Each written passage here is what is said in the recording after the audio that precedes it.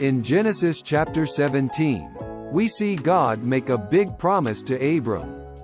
But wait, isn't this the same promise God made to him before? Well, yes and no. See, this time, God decides to change Abram's name to Abraham, which means, father of many nations. God tells Abraham that he will have a son with his wife Sarah, even though she is very old and hasn't been able to have children. And this son will be the beginning of the nation that God has promised to Abraham. But that's not all. God also commands Abraham to circumcise himself and every male in his household as a sign of their covenant with God. Now, that's a painful commitment. Abraham follows through with the circumcision, and God visits him again to reaffirm the promise of a son. This time, God tells Abraham that the son will be named Isaac, and he will be born in 1 year. Abraham laughs, thinking that this is impossible. But God reminds him that nothing is impossible for him. So, Abraham and Sarah wait patiently, and sure enough, just as God promised, Sarah becomes pregnant and gives birth to a son named Isaac. God keeps his promise, and Abraham becomes the father of the nation that God had promised him.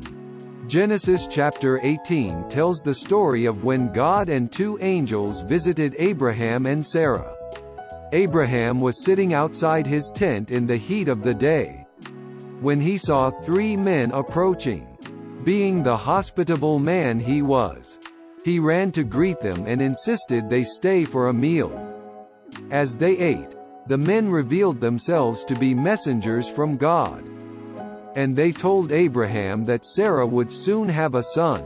Sarah, who was listening from the tent, laughed at the idea since she was already quite old. The men then revealed that they were on their way to the wicked city of Sodom, and Abraham pleaded with them to spare the city, if there were even 10 righteous people living there.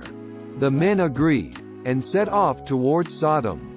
But the story takes a dark turn, as the men of Sodom become aggressive towards the visitors, and the 2 angels reveal their true form and strike the men with blindness. They then tell Lot, Abraham's nephew, to flee the city with his family before God destroys it.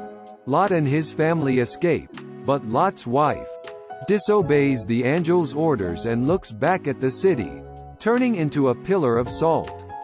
Meanwhile, Abraham watches the destruction from afar, and sees the cities of Sodom and Gomorrah being consumed by fire and brimstone.